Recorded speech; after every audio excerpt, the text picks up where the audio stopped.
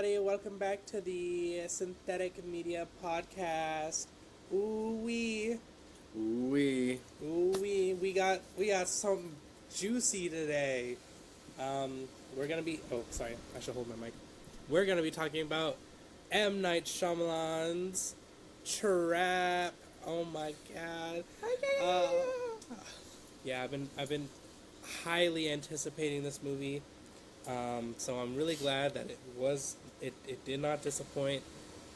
Um, so yeah, we're gonna be talking about that. But first, we're gonna talk about what what we watched this week, aside from Trap. So well, you want me to go first? yeah. Well, I finished rewatching Invader Zim, and it was a very emotional and nostalgic experience because it was probably my favorite show growing up. And now that I am an adult, it's even better. And there's so much to it that just is so. I mean, I don't even know how it ended up like on television with Jonan Vasquez being a very, very dark artist. And I learned that it actually got canceled because it was drawing a mature audience and it was, it wasn't reaching like, the demographic that would buy toys, supposedly. Though millennials and older Gen Z buy the shit out of those things. Like Invader Zim, like they threw multiple conventions over 10 years after the show ended that were not paid for by the showrunners or Nickelodeon or anything. But such an amazing show, and there were multiple episodes that were written and storyboarded that never came to be because Nickelodeon pulled the plug on them. And I rewatched Enter the Florpus, the Netflix movie. Well, it wasn't made for Netflix, but Netflix bought the rights to it. And everyone has a positive review of it. I thought it was good, but going into it immediately after finishing the show, it feels like it lacks a lot of what the show had. The animation is very cool, very clean, but that cleanness kind of takes away from the grotesqueness of the show. And it seems like, it was made to be a lot more appropriate for kids. I do like the redesigns. I do like that we spend more time with Dib's family, especially Professor Membrane. I almost said Utonium, wrong show. Yeah, it's Invader Zim. It's awesome. Yeah, Invader Zim. I haven't really watched much. I tried watching a movie yesterday when I got home from work, called High Noon, 1952 or 54, something like that. Western movie. Obviously, it kind of, I think it very much heavily influenced the genre of the lone cowboy standing against the outlaws in the town. I say lone cowboy, lone sheriff. Sitting alone against the whatever, which was also inspired by a short story in a magazine at the time. So I was watching that. I was really interested in it, and then I fell asleep because I was so tired. I fell asleep on my couch. I got super comfy, and I was like, "Ooh boy, I can't wait to watch this movie." And then It's wild that I never would expect you to be a Wild West fan, yet you've watched like everything. You've watched all of the like the Good, Bad, and Ugly. You watch Stagecoach. You watch this, and like it seems like you really like the genre. I do. I love me some cowboys. You are definitely not like the target demographic in my mind for those movies. Our grandpa is, but like he grew up in Oklahoma. But like I don't like Wild West stuff, except maybe some Red Dead Redemption. I love them. I loved watching. The first, I guess, I watched The Harder They Fall, and I was like, wow, maybe the Western genre isn't so bad. And then I watched The Good, Bad, and the Ugly, and I was like, oh, damn, this got sauce. And then I watched the rest of the Dollars trilogy. I started from the first one, watched the second one. I watched it out of order, kind of, but they're an unofficial trilogy, so they're not really, like, it just, whatever. And it wouldn't make sense if it was an actual trilogy because they use some of the same actors and they just act like nothing, like the last movie didn't happen. So, I think that wouldn't make sense, but, or even vice versa, however you put it, And then I watched High Noon, I watched Stagecoach, I watched Johnny Guitar, I watched Rango. Rango. I didn't watch Rango super recently, but I watched. I'm trying to look right now because it's another western. Oh no, I think that's all the west. I mean, Would you Killers call of the Flower the Moon. Hateful Eight a western? Yeah, Hateful Eight, I think, is a western. I don't know. I haven't watched it, but I think it'd It's- be a western. it's hard to put any Tarantino movie in a genre because they're so Tarantino that it's its own thing. Yeah, I mean, most of them are just kind of like action movies. I guess action also drama. Django would be a western. Yeah, Django's definitely a western. Yeah, so Hateful Eight is more of a western. I mean, it's than Django. I mean, yeah, I mean just the time period, everything that takes place then and involves horses and cowboys is a western. Obviously a western, yeah. And Yeah. most westerns also influence a lot of sci-fi, namely Star Wars. Star Wars, yeah. Yeah. I've seen all of the stuff about Lucas being a huge plagiarist, Yeah. which I would disagree because he made great art out of basically sampling great art, but it wasn't a copy. Yeah. I think that's kind of one of the things I made in that's in my script. Again, I'm bringing up the video that I haven't made, but in my script I talk about how when you're drawing influences from older movies, like something like Long Legs, where Oz Perkins said that he got it inspired from, two or three other movies, and then you watched it, and then you go like, these are very similar, or they're not very similar. Either way, you've already doomed yourself because you're already drawing inspiration from something, and now people are gonna either call you a hack, a plagiarist, a fraud, or something Derivative. else. Yeah, derivative. Now, So, I only use that term when it does seem like a copy. yeah. Like, I mean, yeah. Something taking that's- inspiration is very different, and Long Legs isn't very derivative. It's just it does really, really It takes a lot for me to think of the movies it's reminding me of while I'm watching it, and not after the fact. But I was thinking, namely Seven and Silence of the Lambs, throughout the movie because they felt very similar, Yeah. but worse. Yeah. Very worse. Which I'm not even I haven't really thought about Seven since I watched it, to be honest. I think about Seven. I mean, you reference it all the time. I think you referenced I the do? box thing before you even watched the movie. Oh, yeah. Well, because every time I said, what's in the box, my mom would say that. I never understood what the reference was, so now it's Oh. kind of ingrained in me. She'd be like, what's in the box? And I'd be like, what's in the box? So it was just a pop culture thing, and it had nothing to do with watching the movie. Yeah. Yeah. I watched the movie after, and then he said, what's in the box? And I'm like, oh! And then I also realized that's where the, there's this guy who has this shipping company called What's in the Box. Or I don't know. I don't know what to call it. It's basically old school Netflix where he buys a bunch of Blu-rays, and then he gives you 4 Blu-rays. At random? Yeah, well, he chooses them. He handpicks them, and he gets the Blu-rays. You get to pick 2 genres. The 2 are up to him, and then he looks through your letterbox, tries to see if you've seen this movie, and if you have, but haven't logged it, that sucks for you. Well, that's cool. He curates for you. Yeah, he curates it. It's really And cool. then it's you get the physical copy to watch. And it's for 20 Is it like a bucks. rental service, or is this No. a you keep them? No, you keep them. Oh, I like Yeah. that. I know. It's really cool because it's $20 for 1 box. And I'm shouting him out for free. I haven't bought one yet. He's not sponsoring us, but Well, he better send you something, because I know. I'm putting a good word in for you, bro. Send me a box. And send me 4 copies of Donnie Darko. I already have Donnie Darko on Blu-ray. what's the point of having multiple?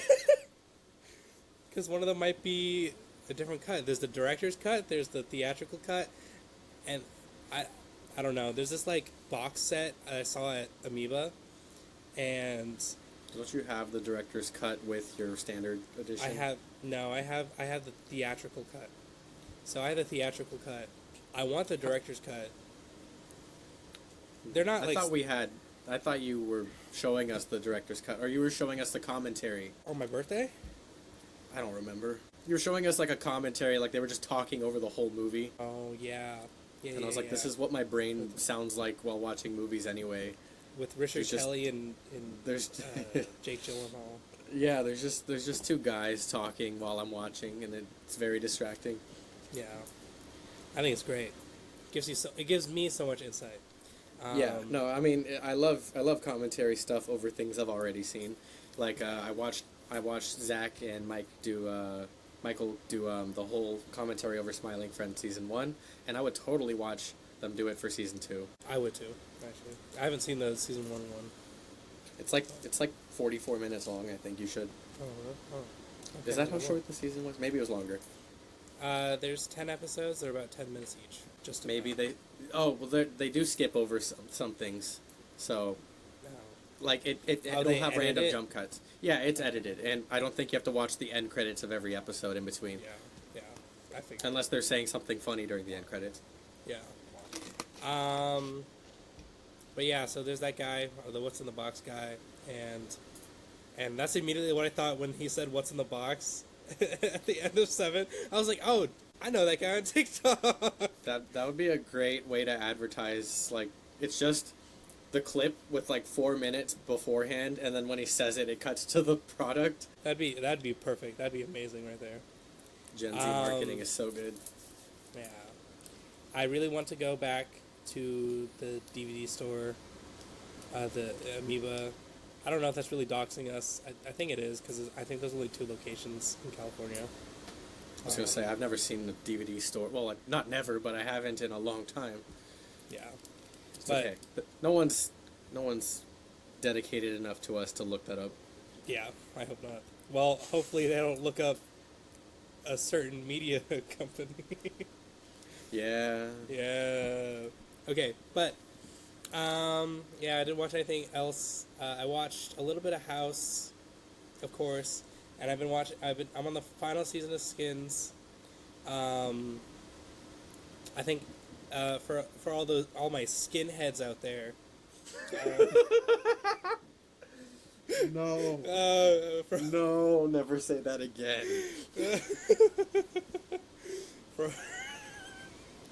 For all the skin stands out there, Effie's my least favorite character. I hate Effie. She's not my least favorite, but I do not like Effie. And if you know who Effie is, you're a real one, because that means you've at least watched the first 2 seasons. For all my skinheads out there.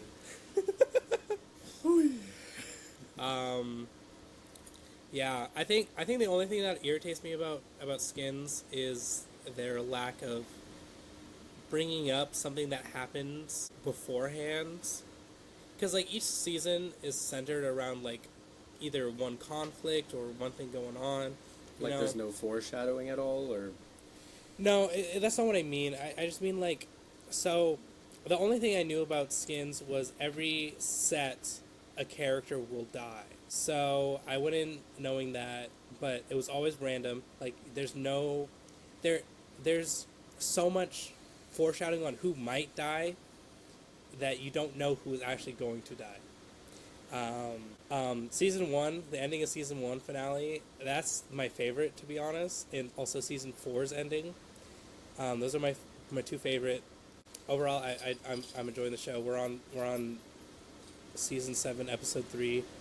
There's 3 more episodes, and then I'm done with Skins, and I don't have to cry my eyes out watching British people talk. I don't know how the later seasons look, but I remember the first season being really ugly to watch. No, I think they're very, like, grungy. Yeah, that's the perfect word to describe how it looks. I'm not really sure why. I don't know if that, like, I'm sure it's intentional, but it was the thing in, like, the early 2000s or the late 90s. Yeah, and I've said this before, but Skins is just Euphoria but better. Like, Euphoria is shot better and has like HBO budget. Yeah, HBO budget, but Skins doesn't have Sam Levinson, so that's a win. That's W. Right. We hate Sam Levinson in here. Yeah, I don't really know who he is. He's a fraud. He's a hack. I hate him. He literally makes like Garbo stuff. He made Malcolm and Marie, and he makes like a Haven't lot of seen like it. yeah, okay. He makes a lot of self-insert characters, and always the self-insert characters like a black person, and it's just like Okay. really annoying. 'Cause Did he's he a white direct man. the Pearl X trilogy? No, that's Ty West. He produced it though. Sam Levinson. Oh, produced okay. it. It shows up under his films. Okay, I actually haven't seen anything this guy directed. Yeah, unfortunately, I watched Euphoria season 1 and season 2, and then he also directed The Star or whatever it was called, that TV show with The Weeknd. Oh, the one that was horribly received immediately. Yeah. Yeah, because again, I fucking hate Sam Levinson because this motherfucker like thinks he has so much.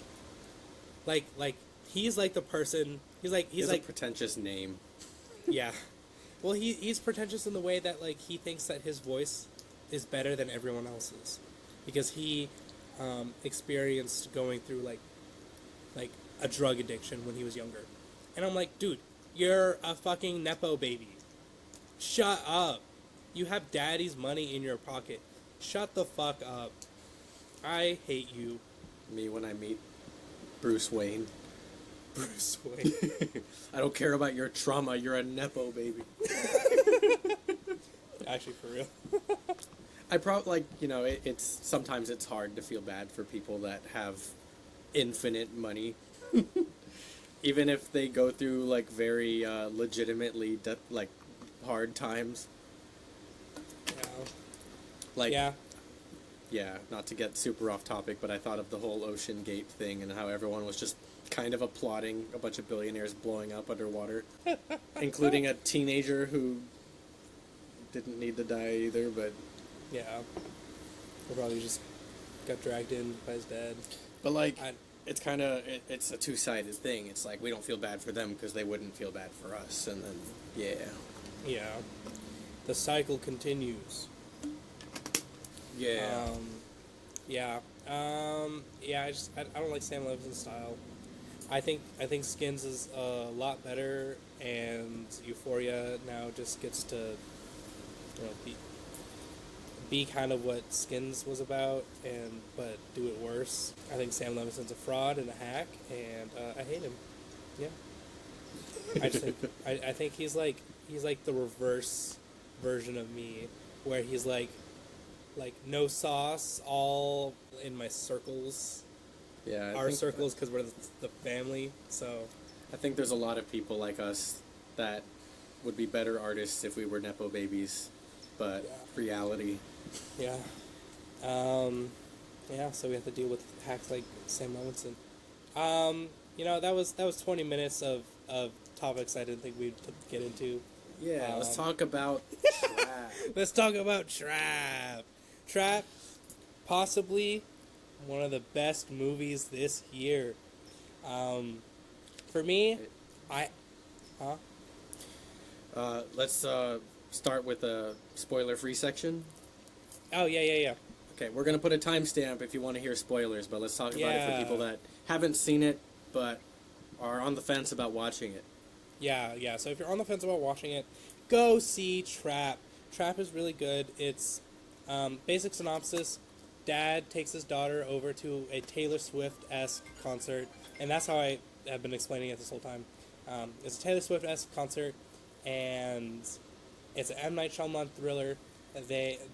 It's revealed that the dad is a serial killer called the Butcher, and they set up the police set up a trap to capture the Butcher at this concert, and it's like a cat and mouse, movie, and they're running around trying to get him, but they can't really catch him because they don't know his they've never seen him before, so they have to go on what they do know.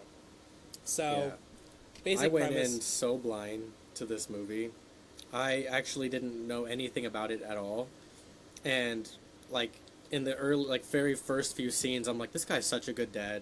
Like he's so nice. Like I don't like this is fiction because there's no dad in the world this friendly. It turns out to be a mass murderer that like is known to butcher people's bodies and leave their remains in like separate bags. Yeah. And I'm just like, oh, okay. Yeah, I think M. Night Shyamalan. I know a lot of people have like things to say about him. I'll probably say this in the spoiler part, where I'll talk about the TikTok that I sent you, Ethan, and the TikTok that I eventually made anyways. And I'll keep regurgitating this info because that video pissed me off. But for anyone who's like, on the fence about it, I think you should go watch it anyways, even if you don't think that you like it, or it's not something that doesn't work for you. I think you should just, be willing to watch it, pirate it if you want to. You don't have to go in theaters. Probably shouldn't say that, but I realize I probably shouldn't say that, but okay. In post, you are going to put like a "arg" sound, and you're going to censor out the word. Yeah, but, okay, I'll do that. Keep an open mind to this movie. Don't expect something profound. Like, you are not watching The Godfather. You are watching a fun thriller movie. And a lot of people are coming at this film taking the fun aspects and turning it into like that's not supposed to be funny. Why did they make it funny? And I'm like, yeah, you don't know what kind of person Shyamalan is. And he's one of the only directors around that is like doing this because he loves it, and he creates a unique watching experience. And there is a lot of bizarre choices made in the filmmaking. Like the cinematography is really interesting, and the dialogue is really weird sometimes. But that made it more enjoyable for me because it stands out amongst many things that are written and directed to look the same. Deadpool Wolverine. Yeah. Yeah, there's no rest for the wicked. Yeah. No, I think also. Yeah. Never mind. I think we've over stigmatized Shyamalan as a person, and he gets a lot of criticisms that other people don't get for things that other people do a lot worse than him. And yes, he has movies that aren't amazing, but like. So do most directors. So do I bet you your favorite artist, your favorite musician has a bad song, or maybe a whole bad album. I bet your favorite car manufacturer has one of the ugliest cars ever made in their lineup. Like, not everyone has banger after banger. Yeah, true. And like art is supposed to be like that anyways, where you like. It is impossible to make a banger after banger, and anyone who tries to is being inauthentic about it. They're not making what they really want to make.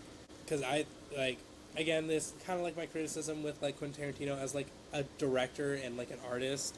Like he just like peeves me, where he's like, oh, I can only make good stuff. I gotta stop while I can, otherwise I'm gonna make a bad movie. I'm like, you're a coward.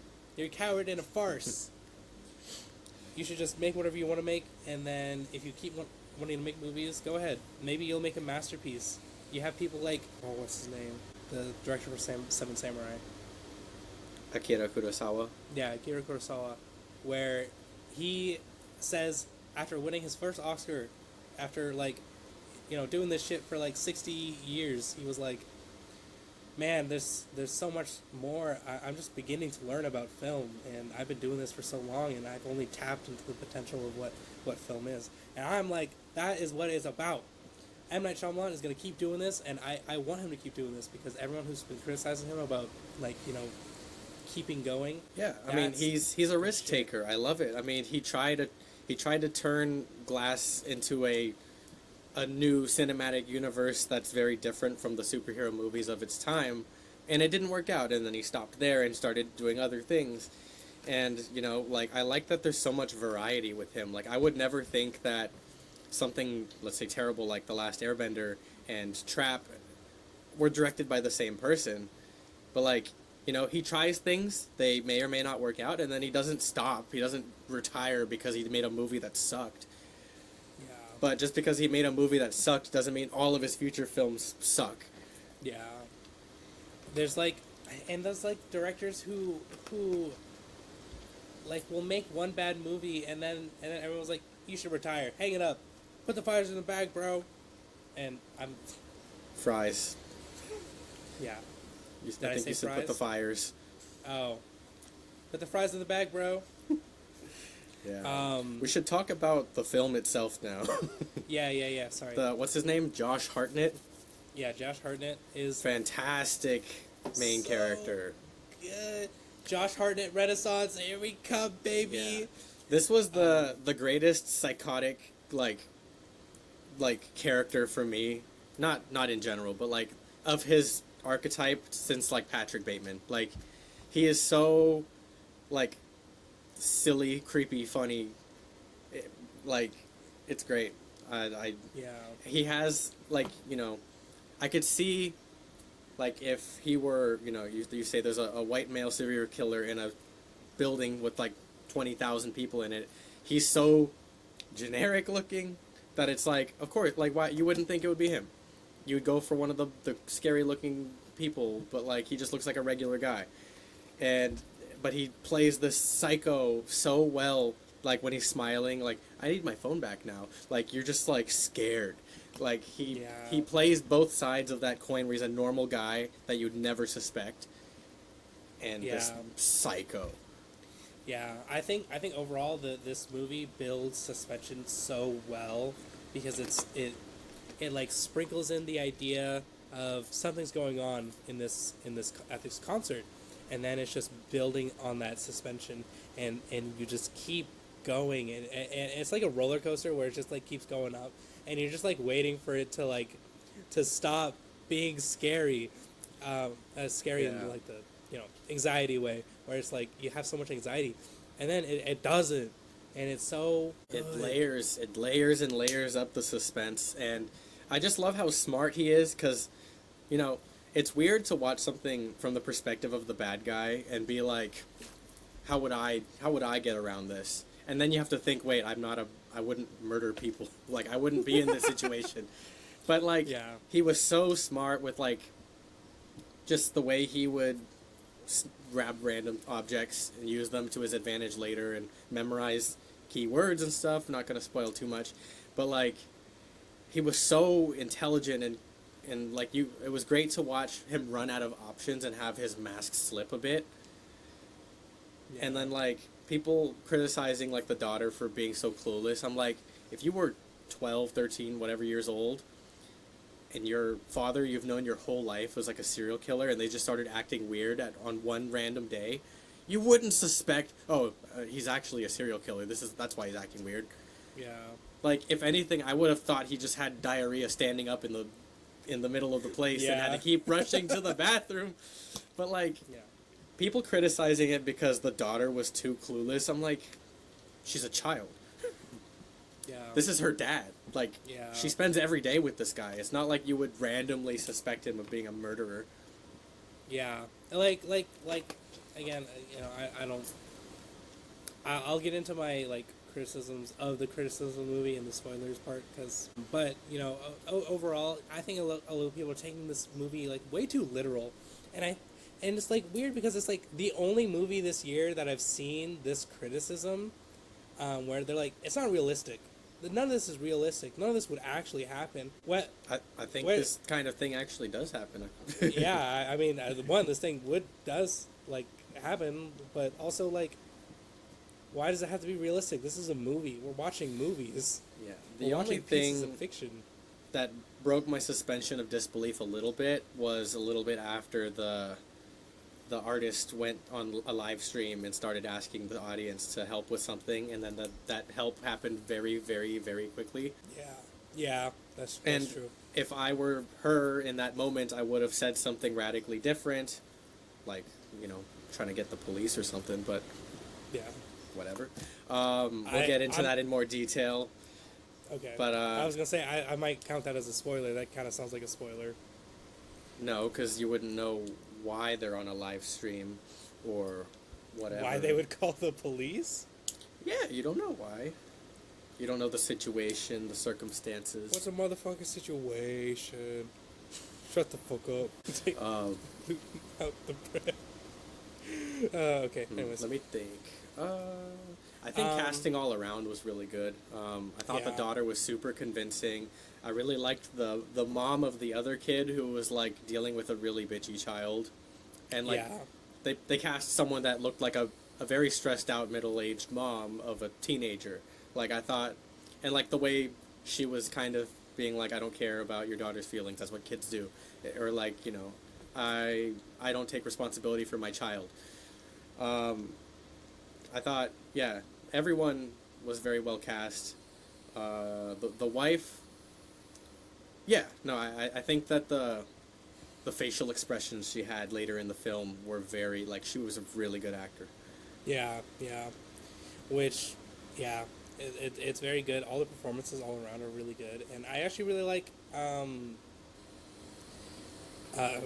Night's daughter in the movie. She actually does really Raven. good in the movie. Yeah. I forgot whatever. the full artist name, something Raven. I don't know. I figured it was because of the M. Night Shyamalan's production company logo being like a raven. I thought that was funny. Yeah, it could have been an Easter egg. Easter egg, or just, you know, maybe I'm thinking it's like, maybe, because M. Night Shyamalan has been very outspoken about how he loves his family a lot, and I respect that a lot. I wish I had a dad who loved me. Yeah. Wow. Yeah.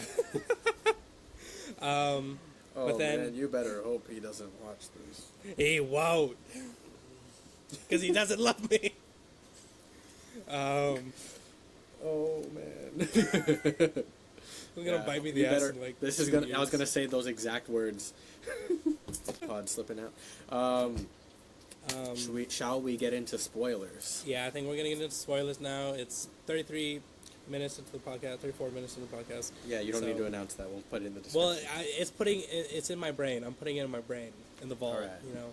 Okay. Yeah. Spoilers. Josh Hartnett is sexy. Oh yeah. Yeah. Throughout the movie, yeah. A lot of So this is where I want to get into like the spoiler parts, and I want to get into the criticism. I'll do that again in a little bit, but overall, I really think that Josh Hartnett's performance is really, really, really excellent, and I really like when he does the calm rage thing. The calm rage is scarier than just actual yelling, and that is what fucking terrifies me. Cause like right when at the end of the movie, or near the end of the movie, Raven is in the bathroom and she locks herself in. She takes the Cooper's phone and is like, you know, trying to find out where the victim Give me my is. phone back. Give me my phone. Yeah, Like, yeah. yeah. I was like, oh my god. And then he's tugging on the door. They're like, what's wrong, Dad? Why are you doing that? And he's like, I need my phone back. Like, that's what I'm Yeah. saying. Like, that was like very Patrick Bateman, but also like it turned the notch up like a lot. Yeah, and it does. it's like he's like the perfect actor because it was so freaky. I can totally see Jake Gyllenhaal doing that too with his eyes bulging out, but Yeah. since he's such a familiar face, I'd rather it be someone like Josh who I don't see as frequently in film.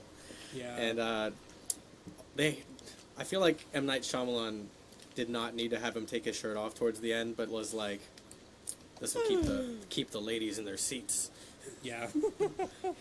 Also, you think the movie's dragging on too long? Well, I'm gonna have him take his shirt off now. Yeah. I think, which I did want to say at the end of the movie, like when he gets tased like 3 or 4 times Oh, before yeah. going down, and I was like, damn.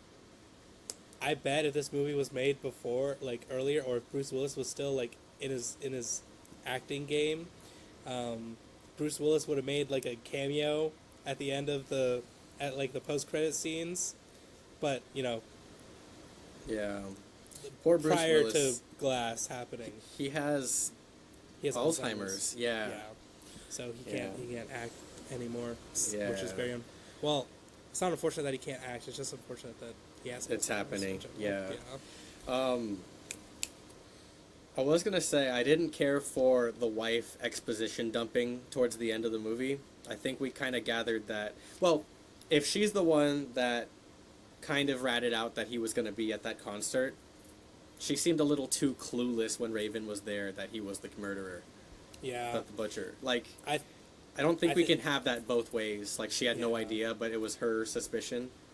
I think it was just she, like when she saw Raven come over, the mom was just like playing a bit, not like, you know, funny haha bit, but like trying to be discreet about it, because if she let Raven know that she knew, then He would Cooper have might, killed. yeah, he might have just killed them all right then and there. Yeah. See, my thought process versus Raven's were so different because when he got her alone and started like kind of telling her he was going to kill this guy, my mind went, that guy's going to die anyway. You better start screaming right now. Yeah. And it like what I love that Shyamalan did was not only did she not say anything and she followed his orders, but like she went in and like was a hero. Like, Yeah.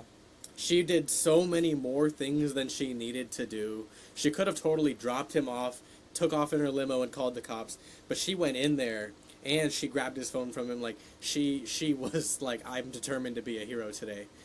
Yeah. And She was a wasn't, I didn't baller. expect that. I didn't expect that. And it was really suspenseful. And I just love his Harnet's performance when the garage door is closing and he's being a psycho, but he's being normal. He's like, water heater guy's coming on Tuesday. Don't let him sell you anything. Ours works fine. Like, so scary. Yeah. Because it's And- unexpected, but it's like, that's just his, like, he has such an off-putting, uncanny expression. Yeah, and I thought it was so messed up, because when he's doing the scene where he's like washing the dishes while the cops are coming, I just fucking thought about the Family Guy scene where Lois is doing the dishes and the cops show up, and I was like trying not to laugh. I was probably like the only person thinking that in the theater. I definitely did not think of that. Yeah, I was thinking about that. I really loved, because like I said, the thing about the mom exposition dumping, I loved his response to that being, you know what makes me the most angry about this is that I don't get to see my kids grow up. It's like his love for his kids was not a facade to keep up his murder personality. He genuinely loved his family, but Yeah. he knew that this would compromise like everything. And that makes him such a tragic character because Yeah. obviously what he did is not justified by any means. But like in a better world, he could have been a normal man that loved his kids, but he turned out to be what he is. Yeah. And it wasn't just like a fake personality while he's at home to do his dark other thing outside of home. Yeah. Okay, but yeah, I think all these very good. Like it's just a really good movie. It's a fun time. I really had little to no problems with the movie.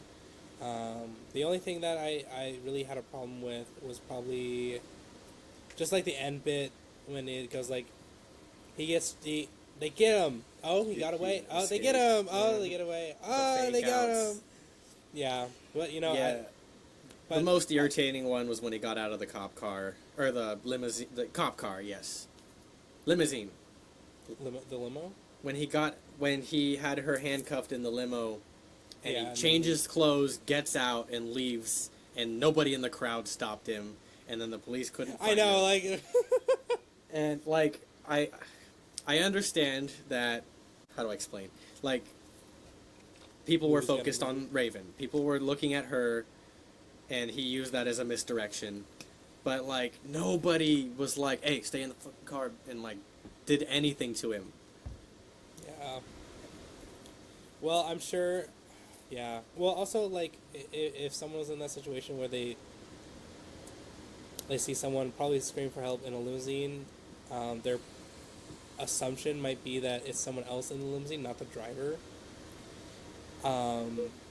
But you know, I don't know. They Like could be people 1,000 surrounded one. it. Like there were Yeah. people all over the driver's side, and he got out and in the crowd, and like I would have thought at least one guy. And like obviously, the what's it called, the bystander effect. bystander, yeah. They all probably did were like, I don't know what's going on. This guy just got out of the car, They let him walk away. And that's kind of another thing about him being a generic white guy, where he can just kind of walk through life that way and be hard to spot in a large crowd because there's nothing suspicious looking about him it's, I mean, they try to do that thing where he has an animal tattoo, which never comes up again in the film. I know. Yeah. Well, I thought it was a really good misdirect where the daughter was like, hey, we got tattoos, and he could have easily used that to just cover up the tattoo on his wrist. But he just goes like, you know what? I'm balling right now. Yeah, I mean, What he up, did Raven? the slap band on his wrist. Yeah, but I'm sure that the police would have checked something like that. And also, okay, now I'm gonna get into the stupid issues that other people have. Yeah, criticisms that I've seen other people have with the movie. And one of them being, again, the movie's not realistic. Shut the fuck up. Movies are not realistic. They're movies. You're not watching them because they're realistic. And two, I think, and one of the person that annoyed me was that this person on TikTok that I sent Ethan the video of, really, it was just annoying to see that someone was engaging with art. Again, the only time I've ever seen her video pop up on my For You page. But if you're like engaging with art in a way that is so inauthentic, and you're just saying beat for beat what happened in the movie and how it didn't make sense and how it wasn't realistic and how this and that, and your problems with the movie aren't with the actual movie, not the themes, not But the I had a blast. visuals. Yeah, or even saying, but I had a blast. Then you enjoy the movie. You enjoyed the fucking movie. Just say you enjoyed the movie. You don't have to say that it was the best movie of all time, but you clearly don't think it's one of the worst if you enjoyed it. I think I just had like an epiphany because you were talking about that creator, and based on I'm gonna stereotype this creator a bit, but I think that this person expected this movie to be more like the true crime genre and wanted more realistic things to happen because this movie was about a serial killer. Yeah. This creator looked like someone that might enjoy true crime and like Ted Bundy stuff and whatever, and might have anticipated this movie to be more like a true crime film and not what it was, and then kind of made judgments based on the anticipation, which I couldn't have made any anticipations. I went in so blind that I didn't know anything, and I was starting to think half of an hour into the movie that we were going to spend the entire movie inside of this auditorium, which I was fine with because it was so good. Yeah, but we ended up spending about half the movie there and half the movie out of there.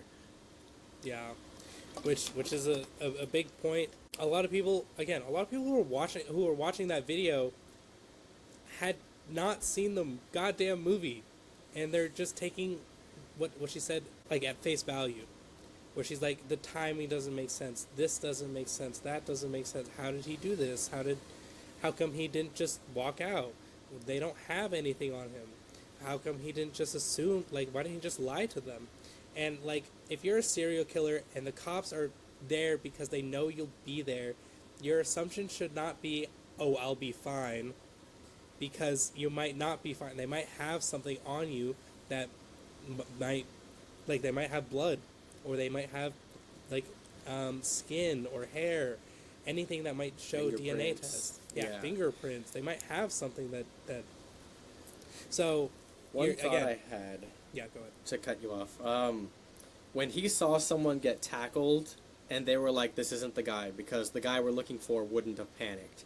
He could have easily faked panic and ran away, and got like temporarily detained before the FBI lady decided this probably isn't the guy because the real guy wouldn't have panicked. But then he'd still risk being detained, and they would have seen the tattoo, and there was too much ambiguity there, so he kept trying to find a way out. But getting backstage and all that was so unlikely to happen that I was like, oh, that's the direction we're going. Like, this is the only way he's going to get out, and that's the way he did. Yeah. It built up suspension because you knew that he went to the roof, he went into the employee office, he did this. There is no other way he's going to get out. And then when he sees the back room, there's guards there too. So, like, what I love about this film is it you try to use your imagination to think of ways he can do this, and those ways keep shutting in front of him, and he has to keep improvising new ways with less and less and less options. And you watch him become more and more panicked in front of his daughter because he's trying to keep up this act while also not trying to make her suspicious. So I think it's just great writing. Yeah. Like, I don't know how anyone could say that the pacing there was bad or the writing was bad. Like, it's uncanny. It's not realistic, but it's good. Yeah. Again, yeah, it's like good. It's this movie is just good, and you know it has something to say because like you know his double life is kind of just like reflecting what I've seen other people like discuss is that it reflects M. Night Shyamalan's relationship with his family and then his relationship with being a director, writer, producer, and like obviously they're not the same. He's making it for entertainment purposes, but my double life of being a father and director is very similar to being a serial killer with a daughter. Yeah, but it's just like you know living these two lives and juggling them is kind of hard, especially when one of them puts you in view of the public eye and how in a tight space. Yeah, and how it might. It's like being Spider-Man. Yeah, like being Spider-Man, but you know, and obviously M. Night's daughter's in the movie as well, and he gives her a pretty important role, and a lot of people are like, oh my god, this is just nepotism, and I'm like, well, maybe, yeah, but like she also has made her own music before, and like, yeah, it's hard to talk about nepotism because they're not allowed to create art because they are raised or they're the child of a successful person. But a lot of Nepo babies refuse to acknowledge that they stand on a platform that was handed to them. Like, let's say Jaden Smith, who now has no connections with Will Smith and cuts him off entirely. For many reasons I'm sure are understandable. But, like, I've always seen him as very pretentious and doesn't seem to acknowledge his father's involvement in his success. Yeah. But, like, you know, I'm wearing a Buddha on me, and the Buddha was, like, royalty and gave it all up to achieve enlightenment. So, like, even the most Nepo of all people can be humble, can be a great artist or great affluent person, but I don't know what Shyamalan's daughter is like in real life. Maybe she's just like Jaden Smith. Maybe she'll direct movies one day and like change her last name and want nothing to do with her dad. yeah, like because hold on, one of his, which makes me think of Creed and how Adonis wanted nothing to do with being Apollo Creed's son, and then that title was forced on him. And then people were saying that he was using that connection to get instant success when he didn't even want that. Okay. So, well, that's cute. M. Night Shyamalan. Okay, so M. Night Shyamalan did one project with one daughter, The Watchers, and then he did another project with his other daughter for Trap. That's cute. All right. Are those his only two kids? I don't know. I don't know. I think he has 3 kids. M. Night. How to pronounce? Shyamalan. Yeah. Oh, he has 3 daughters, and one of them's made. Ishana made Watchers, who's 24, and Shivani is 19. You know who's the opposite of M. Night Shyamalan? Hayao Miyazaki. That guy hates his son. His son's a Nepo baby, but that guy hates his son. Oh my god, he does. He does hate his son. Yeah, it's so tragic. I mean, yeah, he made a bad movie, but like that guy doesn't get love from his father. Like, yeah, I think he made 2 of what people consider Ghibli's worst movies. He made 2. I only know Earwig and the Witch is... Yeah, he made Earwig and the Witch, and I thought he also made Tale of Earth and Sea, and whatever it's called. His name's Goro Miyazaki. Tales from Earthsea. I don't even know about this one. This is not even on Max. Like, it's not with the Ghibli collection of movies. It might. I mean, maybe it is. Okay, I just never noticed it. No, I've seen it, and I'm like, I don't really want to watch it because, well, I'm only interested in watching the Hayao Miyazaki Ghibli ones, But Yeah. also, I out of the Have ones you I've watched, Ponyo yet? yeah, I have watched Ponyo. Okay, I love that one. I don't like any of. I like Howl's and I like Princess Mononoke, and out of the 5 I've watched now, I think I didn't like Spirited Away. Spirited Away. My I Neighbor didn't like- Totoro. I haven't seen that one. What? I haven't finished. I put it on and then I fell asleep, so I couldn't. That one is the slowest of slow burns. Uh, I can't even say that there's like a climactic moment in the film for me. There's just kind of Yeah. stuff happening. Well, I think I was like 40 or 50 minutes into the movie, and like the bunny character wasn't even introduced yet, and I was Totoro. like, yeah, Totoro. Yeah, it's the thing about Totoro, and this is we should get back on track, but like is Yeah. there's theories about the movie that made it so much more interesting, like dark theories, and then Miyazaki straight up was like, no, that's not true, Yeah. and just like he's like, no, exactly how you see it, that's how it is, and I'm like, thanks. Anything that made the movie interesting to me, you just shot it down like that's stupid. No. Yeah. That's actually a weird way for him to engage with art as well. You can't you can't interpret my art your own way. Yeah. Like, I mean, he seems like a not the most likable gentleman outside of his art. I mean, all I know is he's super nihilistic. He hates his son. He smokes cigarettes and talks about dying, and he hates Americans a lot, which I don't blame him. But like, damn. yeah. And I know that he's like the opposite of Junji Ito, where Junji Ito is like Yeah, because he's super wholesome. Yeah. But his outside art of- is super dark. Yeah. Yeah. See, I feel like I'm somewhere in between the two of them. Like, I like really dark, creepy art, but I also like the super wholesome stuff. But like, I flip flop between their personalities. I'm mostly on the Miyazaki side, I guess. No. I am wholesome, but I'm also like super nihilistic and pessimistic at times. I think I just described fair. most people. We're just somewhere in between good and evil and optimistic and pessimistic. But back to Trap. Back to Trap. Trap. Spoilers for my not for my my first watch of the 2024 list movie, but for my 2024 list as a whole. This is definitely number 1 right now. I think. Are you sure it's not I Saw the TV Glow? I know. It was very close. They're very close for me, but I'm putting Trap at number 1. I think I just That have more actually problems with I Saw the surprises TV me. Glow. I know. Because you were so moved by that movie. I know. I cried twice. I cried on the first time watching it, and I cried on the second time watching it. Yeah. That's it's surprising to hear that, but Yeah. based on everything we've watched this year, I think I'll agree. It's really close with Oddity for me. Oh, And that might be recency bias. Those are the last 2 movies I saw, and I don't even remember what came out this year. When you don't have school or work, well, when you work any day of the week, you don't really know the passage of time anymore.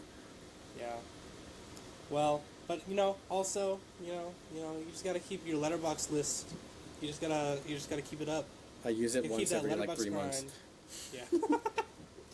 I know. I haven't that's logged IMO. anything we watched recently. Oh my god. Well. Okay, What the I'll be freak, watching man? a lot of movies with my son, and he's gonna be scarred for life Yeah. because I love scary movies. Yeah. Cause yeah, I'm sorry, I only, Akira. yeah, I only watched 10 new releases this year. Most of them I watched probably at home, to be honest. I just haven't been to the movie theaters that much. Except for the past month, we've seen like 4 movies together back to back, Yeah. making And the me next- broke as hell. Yeah. Especially our closest theater to where I live. The tickets are like $15 plus a $2 something convenience fee, I know. and I always buy my wifey's ticket, so I end up spending like $40 on 2 tickets. I mean, yeah. And then to be Grandpa's honest, like, "Get me popcorn." I'm like, "No, the popcorn's expensive," and I don't really. popcorn is expensive.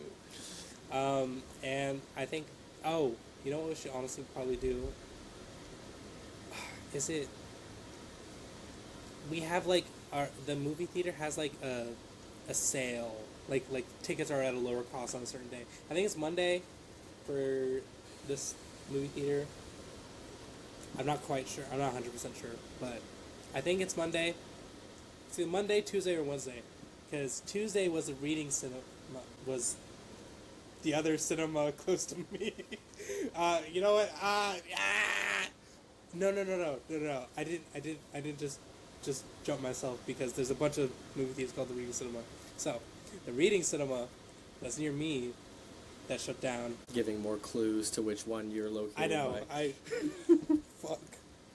God damn it! I'm gonna get doxed myself. The one next to the Chuck E. Cheese and the. Shut up. But that theater had it on Tuesdays, and then I think the Rialto has it on. Fuck. The other movie theater has it on Wednesdays. That's still open. Yeah, I don't think ours has sales that are that. No, they have it. Yeah. They have it for. I'll look it up later and I'll tell you later. But, all right, because you're gonna accidentally name the town one of us lives in. I know. Very... Yeah.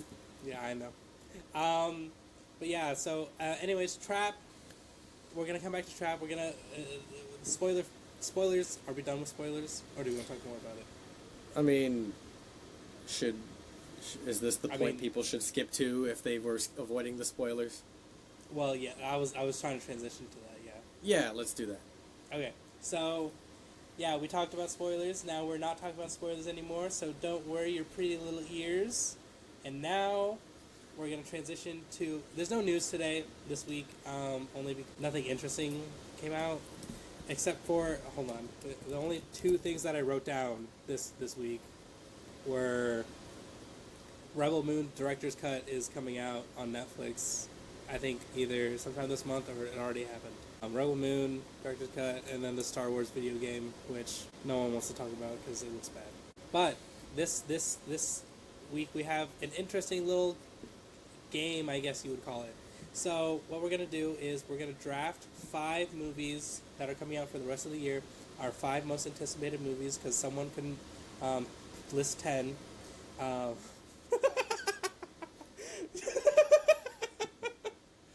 So we're going to list 5. There aren't 10 good movies coming out between August and December.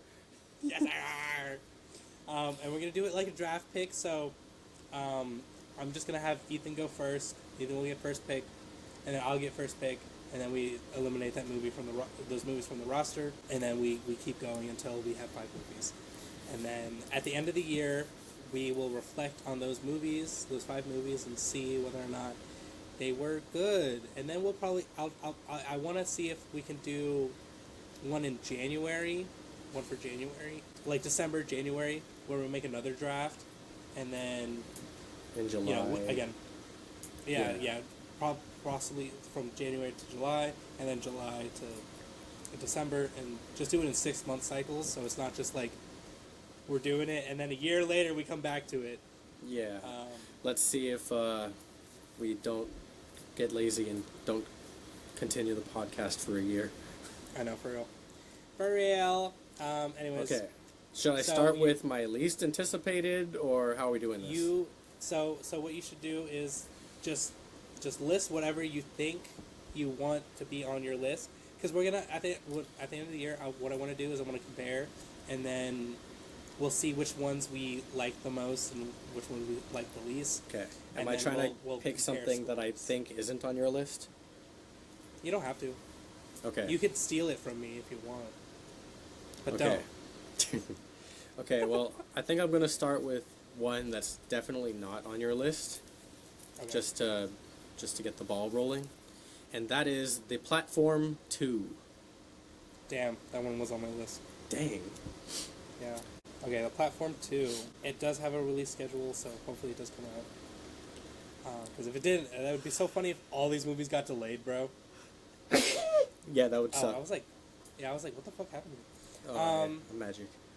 I wanna start with. Fuck. The obvious one. I know, because if I don't do the obvious one, you'll take it from me. But I gotta go. No, I gotta go Nosferatu.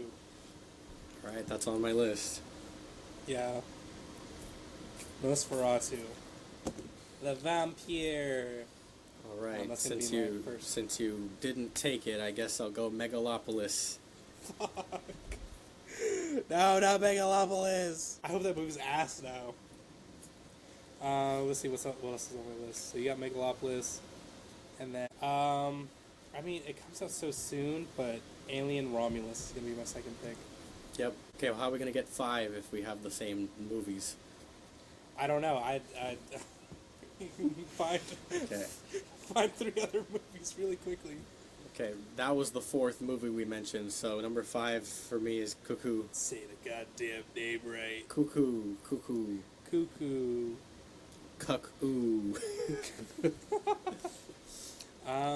Yeah, Cuckoo. Oh, you know, that's so funny. I didn't even put it on my list. I just... Maybe because I thought it was like, oh, you know, it's coming out later this week. So, I mean, it's sooner than Nosferatu, but yeah, that was my number 5 pick. And to be fair, I know there's more than 5 good movies coming out. It's just most of them I saw the title and I have no idea what they are. For my third pick, I'm picking Memoir of a Snail. It looks like a really cute animated movie. It looks really good. Directed by Adam Elliott. Okay, what am I supposed to do now? Am I supposed to look up more movies or? Yeah. Yes. What was the website you recommended? I can send it to you. I think I still have it open. Just tell me the URL. I don't know the URL. That's why I have to send it to you. You told it to me like out loud when I asked the first time. Firstshowing.net. There we go. Firstshowing.net. 2024 schedule. Okay, August. Okay. Actually, where is... Wait. I'm trying to see if this movie... I don't want to pick on complete random. Yeah, the Shaun of the Dead re-release. Oh, yeah. Oh, I got one just by title. Tokyo Cowboy. Tokyo Cowboy. That is a fire movie title. I have no idea what it's about, but that is a very cool movie title. I think... Damn. R.I.P. Megalopolis. It's going to be so gas, I know it. You know, I'll do The Wild Robot. I think that's a DreamWorks movie coming out this year. And then last pick... All right. Wait, my last pick? Yeah. Okay. Your last pick. I'm picking this one for one reason. Because it comes out on Friday the 13th in September. Speak No Evil. Damn it, that was on my list. Speak No Evil. Now you have 10 written down, so you don't. This is easier for you. It is so much easier for me. And now I'm putting my bets on 2 random movies that I know nothing about. I know. I can put this one on here and like laugh at you that you didn't put it on, but I'll actually do Gladiator 2. Picking a sequel. I'm picking a sequel. Well, I picked the Platform 2 as my first pick, so. Yeah, your first pick was Platform 2. Shut up. I mean, one of them's a sequel, one of them's also a sequel, and one of them. Oh yeah, Alien Romulus. Is that a reboot? No, I think they're still continuing off the. I mean, is it a sequel to Alien? Covenant. Is it a sequel to Covenant, or is it retconning sometime earlier in the first movies? We have no idea. I don't know. And then Nosferatu is a remake. Yeah, it looks like the era of the first movie, Alien. It looks like that same era. So because Hollywood has been doing that, where they add a film that retcons out a bunch of the sequels, like Halloween did. Yeah. So I'm thinking they're probably trying to jump back to the original film's timeline, but make a direct sequel to it. Yeah. Perhaps. At this point, I don't think Ridley Scott's gonna let them. Yeah. I think Don't touch my trilogy. Yeah, I was like, don't touch it. Well, he only directed. Well, actually, you know, he directed 3 movies, but he directed Alien, Prometheus, and Covenant. Yeah. Yeah. So that's our list. I only enjoyed the first one. Yeah, I mean, I don't have a whole lot of feelings about Prometheus. Covenant kind of pissed me off a little bit, but that's only because it's inconsistent with the rest of the whole series of movies. The majority of them after the first one are just so ugly, grungy, and Yeah. I don't know. I mean, they're all kind of grungy. Yeah, but the first one had Yeah. a vibe. I think the first one, has like that aesthetic of like really good. Aliens is like fine. It's very much James Cameron's style in the 80s, 90s. Yeah. In space, like, no one can Terminator. hear you scream in space. No, shut up. Another one that I thought that you would really take off earlier would be Smile 2. Right, I saw that on the list. I liked the first one. I don't know if I have faith in a sequel. Yeah, I mean, I don't either, to be honest, but there's Smile 2. There was Speak No Evil, which I thought looked pretty good. I do think it might be like a generic horror movie. It sounds like it. I don't know what it's about at all. Just from the title, I think it's probably going to be like some kind of religious horror.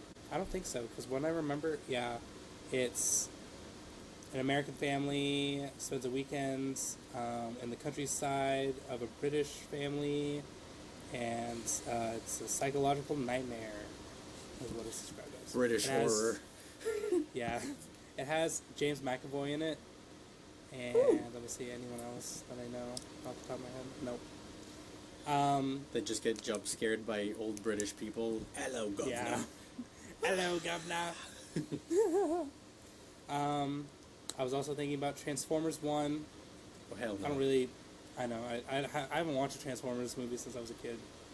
Me neither. I haven't seen anything past the one after Revenge of the Fallen. Oh? Which No. was the second Transformers movie. No. I don't think so. Revenge of the Fallen was 2, wasn't it? Or was it the second one called Transformers 2? I don't think so. Okay, movies. Google. Oh, no, it is. It is. Revenge of the Fallen is the Right. second one. I saw Dark Side of the Moon. I So might you mean have Dark seen of the Moon? Dark. Oh my god, really? That's the title? Okay, Yes. well, No, because I remember... Hold on. I think I saw Age of Extinction. I definitely did not see Last Night or Bumblebee or whatever came out last year.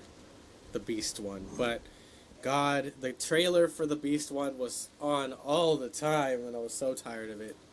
Yeah, for real. You know what trailer's making me angry lately? If. Because I was trying to watch Invader Zim on Paramount Plus, and because it's Oh. Nickelodeon, I get the trailer for If, like, every episode. And it's always the same thing with, guy from The Office and other guy from The Office, Steve Carell. And he's like, I'm glad Yeah. you're getting it. And then I'm like, oh my god, it's so repetitive, I can repeat the whole thing off memory, except for the name. John Krasinski, that's his name. Like, There we go, yeah. I'm so tired of it. Like, If looks like such a bad movie. Like, we used to make kids' movies that, like, anyone could enjoy. But this looks like it's for literal babies and nobody else. Like, Yeah. For real. Yeah. Another movie I thought you might have picked would be Sonic the Hedgehog 3. hell no, I didn't like the second one or the first one. I know, but Shadow's in this one. I'm not anticipating it. I was only going to anticipate it if Shadow was played by Hayden Christensen. Yeah. And who He did we wasn't. get? Keanu Reeves? I don't know. Yeah, Keanu Reeves. Wait, no, for real? Yeah, we did. He's such a not Shadow voice. Why? Is he going to talk like John Wick? Probably. Oh my god. Because I believe Hayden Christensen is in the movie. If he appears as like Silver, I'm going to be upset. That'd be so funny. That would be so funny. I Oh, don't they're know. making a fourth one?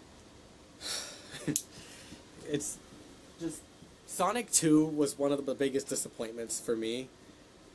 It feels so lazily written, and I don't know why anybody could have enjoyed it. I hated it so much. And I think the only thing I liked about it was Jim Carrey, which Yeah. has nothing to do with the movie or the writing. It's just him being goofy and fun. Yeah. And they try to be so like on topic with the jokes that like as it gets older it's just gonna get less funny. Yeah. True. Like how Sonic does the floss in the first movie, which was already an old thing before the movie came out. And he does it again in the second movie, I'm pretty sure. I don't even want to remember. I don't know. I think I put it on and then I heard Sonic speak and I was like, okay, that's it. That's enough. Even though it's funny because I really like Ben Schwartz as a voice actor. I don't know what else he's in. I think he's in not Animaniacs, Duck. the Duck DuckTales? Show. DuckTales. The new DuckTales, I'm guessing, The right? new DuckTales, yeah. Yeah. I don't think he was Well, involved. I didn't watch that. He's in Parks and Rec, didn't watch that. Die Hard, Yeah. Renfield, The fake didn't watch movie. it. Yeah. Also a fake movie. Turbo, didn't watch it. Also a fake movie. He's in Invincible. Yeah, he's the shapeshifter. Oh, yeah, okay. I could Yeah. tell. Yeah, that's him for sure. Because Yeah. he just talks like Sonic. Yeah. And not I the think that's Sonic just that his I am natural nostalgic voice. of. It is. But, like, Yeah. I wanted a Sonic that does the Sonic accent. the you know when people are impersonating Sonic and they do the whoa, you're too slow, like I wanted that voice, and he talks like himself. Yeah. Which is unfortunate. And they haven't figured out yet that we don't want human characters in the Sonic movies.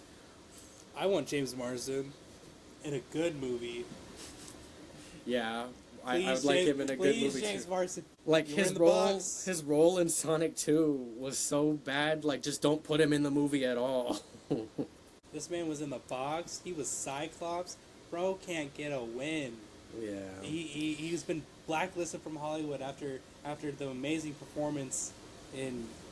The box. Well, actually, it was probably the box that got him, like, that started him off. Even though it's really good, guys. 2 points, whatever on Letterboxd. You guys suck. At least Trap got a better rating on Letterboxd. That's true. Currently, I don't think even it's know. at a 3.5 right now. Oh, that's bold of you. It's at 3. It's at 3. It was 3.5 the night we watched it. It was. I was like, that's pretty good. I'm gonna look up the rating, and then I saw a bunch of this sucked. I hated it. I was like, Yeah. why is this always the result of a movie that I enjoyed? I know. And then I'll walk out of a movie like, that sucked. That was stupid. And I check, and it has like a 4.8. Yeah. And I'm like the only Doom person Part that didn't like it. Yeah. Well, I liked part me 2. with Doom Part 2. I hated part 1, and everyone was like, that was the greatest work of sci-fi in 30 years. Okay, I wrote this list down. I'm gonna read it out. What our most anticipated draft is. Top 5. Sorry to come back to the conversation. For you, Ethan, we have The Platform 2, Megalopolis, Cuckoo, A Tokyo Cowboy, and Speak No Evil. And you're gambling with those last 2 movies. Yeah, but On my, Tokyo Cowboy sounds like a surefire, even though I have no idea what it's about. It's Well, got to now we be have good. to- If it's now we not have to good, watch it. if it's not good, the director needs to be stoned in public. Yeah, it'd be so. I know, because like in December we'll review it, and then, well, we have to actually we might have to do it in January because Nosferatu comes out on Christmas. Oh my god. Well, Yeah, we might. yeah. delay Maybe the we'll podcast maybe for maybe that. it'll come out by the, I don't know what day of the week that's gonna be. I'm assuming a Friday, so we could talk about it on that weekend and probably have it out by New Year's. True. Tokyo Cowboy. Japanese businessman goes on an unwitting journey of self-discovery when he takes a company trip to Tokyo to a Montana cattle ranch. Wait, what? From Tokyo to a okay.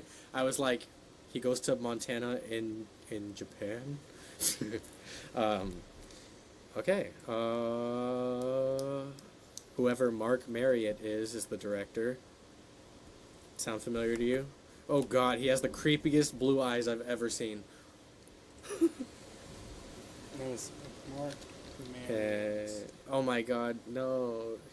He directed the Christopher Robin movie? Or is that just a random image of the Christopher Robin movie? No, he directed. He directed that. He also directed whatever X-Men is, which looks like X-Men, but isn't. Okay, this On guy History has Channel. this guy has 3 other movies, and one of them is the Christopher Robin movie. Okay, I'm really gambling you're on this so one. Cooked. You're I'm so re- cooked, I'm dude. really gambling with this one. He Tokyo only Cowboy has- sounds like such a cool name. Oh my God. It's not about like a Clint Eastwood mercenary in Japan. Doesn't look like it. Oh, and it already had its debut in sometime at a last year. Well, not debut, but like had a early release screening, probably at a film fest. Also, yeah, we can still count it because it's. Did you I see mean, what the unless you director's wanna- face looks like, or his eyes? I mean, Oh yeah, yeah. they're no. freaky. It looks like a cyborg. Yep.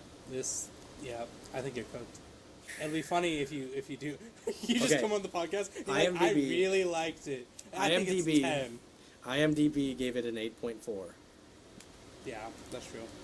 So maybe it's really good. But We'll see. we'll see. And then for me, we have Nosferatu, Alien Romulus, Memoir of a Snail, The Wild Robot, and Gladiator 2.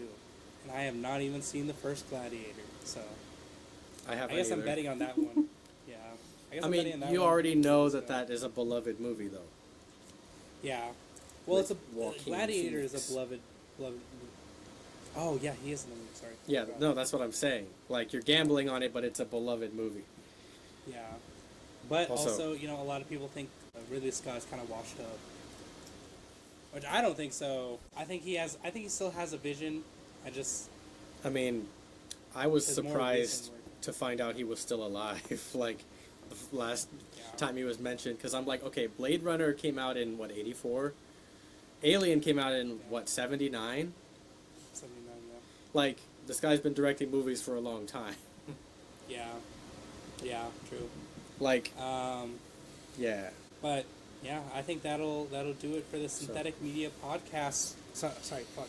Synthetic podcast today. We'll come back next week and talk about Cuckoo. Our Yeah. thoughts about Cuckoo and how much we love Hunter Schafer. And Don't disappoint me twice, Neon. Yeah, the Cuckoo and Longlegs suck. Yeah.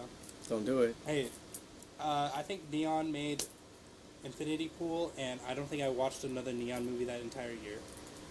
Yeah, and you didn't like Infinity Pool either, so I fucking hate Infinity Pool. I think it's stupid, dumb garbage. I was sad to see Mia Goth be wasted in a movie you didn't like. No. I didn't like it. She was fine in the movie. And it's just like, this isn't a review of that movie, but very quickly, I just hate, like, weird, wet fantasies of oppressing minorities, and that being the horror concept. And the horror concept just being, what if we were the minority? Yeah, that's Yeah. Or, like, what that's if we a were... fear that privileged people get to have as an artwork and nothing else. Yeah, because it's another nepo baby. The theme of this episode is nepo babies. Yeah, we hate rich people. Yeah. It's who did oh, what's the movie called? Videodrome. Who did that movie? Are you talking about David Cronenberg? Yeah, Cronenberg. His son did Infinity Pool, so I was like kind of excited after that, and then it wasn't good. So yeah, but whatever. Yeah, that's okay. Sorry, that's it for the Synthetic podcast, guys. We will see you in the next episode next week, where we'll talk about Cuckoo. Bye. See ya. Check the mic and make sure it sound right, boys.